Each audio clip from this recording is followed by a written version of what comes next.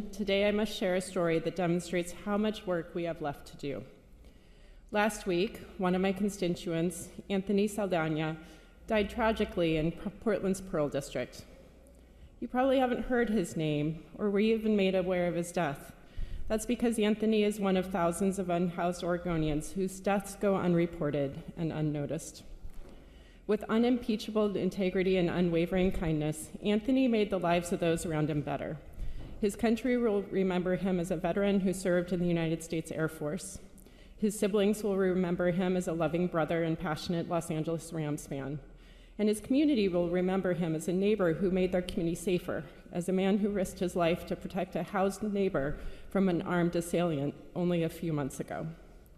As legislators, we also must remember that Anthony's death was preventable. For years, he lived on the street because he could not afford permanent housing. Over the past 10 months, 5 separate suites forced him to start his life over, again and again. Constantly moving around, he could not apply for a job or find a place to live. No matter how clean, no matter how kind, the message was always the same: you are not welcome here. These attitudes towards our houseless neighbors are in large part a result of how we treat those who are most disadvantaged in our society.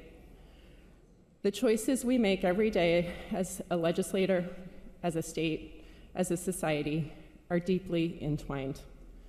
Anthony's life and death are a stark reminder that at its core, our housing crisis is about people who have families, stories, and rich, vibrant lives, people who need our help, and people who, if we do not adequately address this crisis, will continue to die.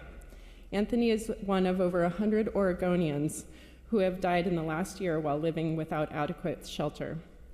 As we continue to seek solutions to homelessness, I implore you to remember Anthony's name and his story.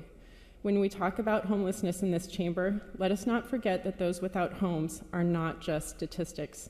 They are people. They deserve our respect, our compassion, and most of all, our action. Every person living without shelter has a story like Anthony's. It's our job to make sure those stories do not end the same as his. Thank you, Mr. Speaker.